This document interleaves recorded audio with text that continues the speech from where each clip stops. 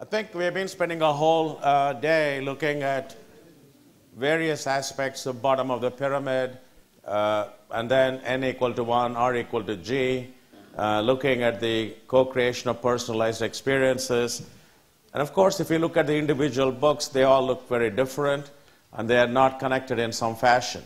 So what I thought might be an interesting thing for us to do is to go back and ask a simple question. Philosophically, how do they all fit in together? What are the implications for us? I believe that the last century we spent a lot of time trying to get countries to have political freedom. I believe it is still work in process, as all of us can recognize. But the idea of personal freedom, idea of political freedom, I think is getting well entrenched. Everybody may not have the freedoms, but everybody aspires to that. So you can ask a question, what is the next frontier for us as civilized society? What is it that we can do? I believe it is about democratizing commerce.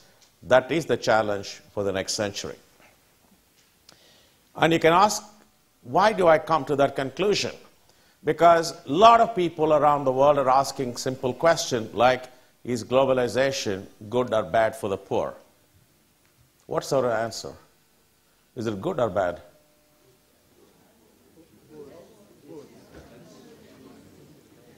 It's a bad question.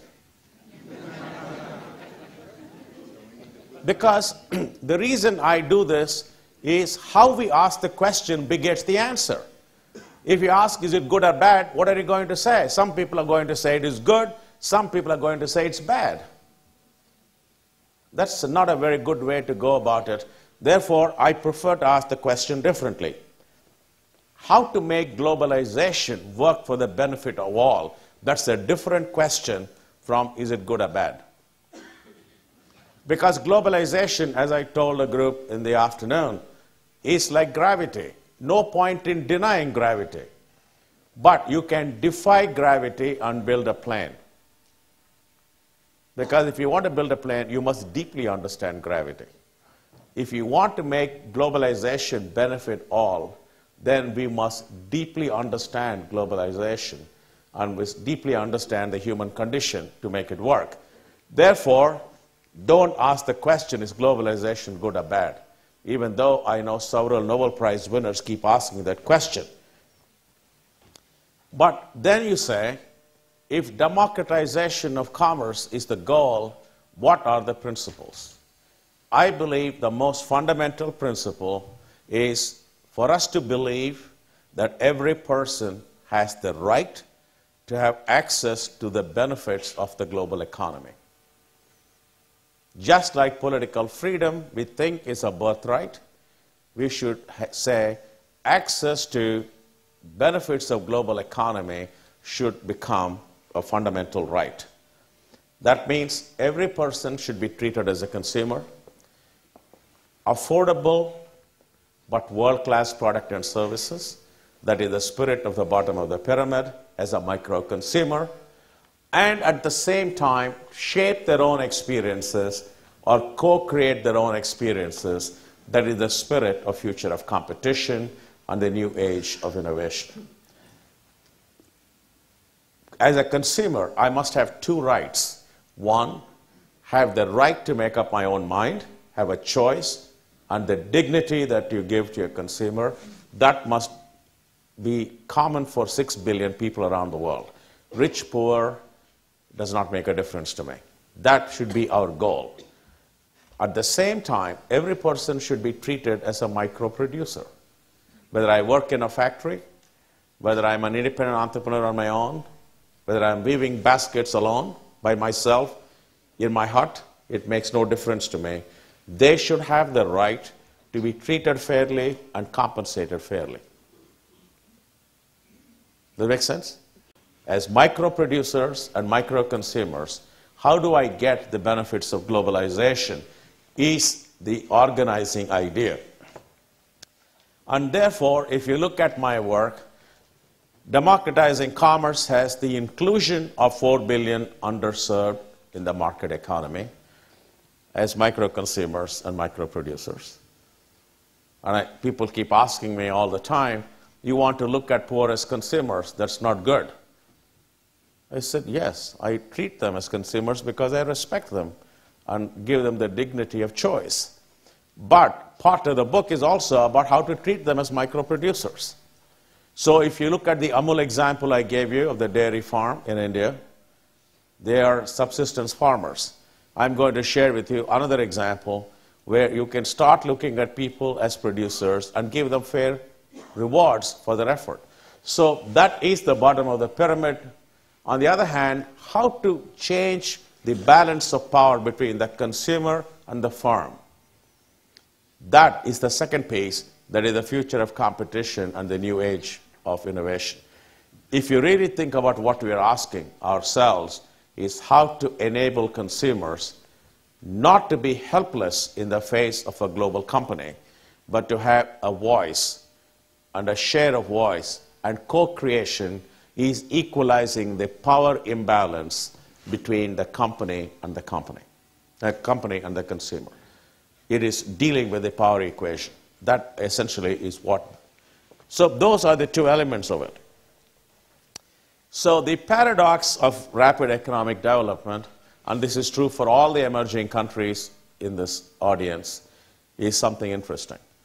Rapid economic development can move people out of abject poverty. Somebody raised the question about Millennium Developmental Goals. I think for sure China and India are likely to get close enough because of rapid economic development. We have moved more people out of abject poverty in the last 10 years than ever in human history. That's the good news. The bad news is tremendous increases in income inequality. So poverty goes down, income inequality goes up. Both happen at the same time. So if I look at the two big issues in either China or India, in India it is called inclusive growth, which is a polite way of saying we have too much income inequality. On the other hand, if you go to China, exactly the same problem. They call it harmonious society. Because political leaders on both sides fully appreciate the impact of income inequality that will have on the social structure of their societies. So the economists use the Gini coefficient as a measure of inequality of incomes. If you look at the United States, it's not a very equal society. And so look at China. They're at 22. The lower the number, the more uniformly distributed the incomes are. So 22 was at 0.22, which is more accurate way of saying it. But anyway, 22 was what it was. Now it is 47, probably going up to 50 in a very short period of time. But what is more interesting is, if you look at per capita income, which is quite important. If you look at what is happening in a country like India, the per capita income is not very high, but tremendous income disparities, low in Human Development Index, and high on Corruption Index. And so is China. A little bit better on Human Development Index, but Corruption Index, they're competing for the top job. China, India, Brazil all look alike. If I put Kenya and Uganda and all these places here, it'll look much worse. There is a huge lesson here.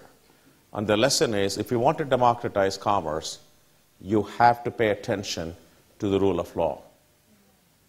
Fundamental. You cannot have high level of corruption. In fact, for those of you who are statistically oriented, I didn't want to bore you with all the numbers and statistics and regression, which I'm quite happy to do. I took regressions of looking at Human Development Index and corruption. What do you find? Corrupt countries do not develop their human resources. Rule number one. Is perfect correlation. 175 countries around the world. Then you look at corruption and per capita income. Corrupt countries are not rich.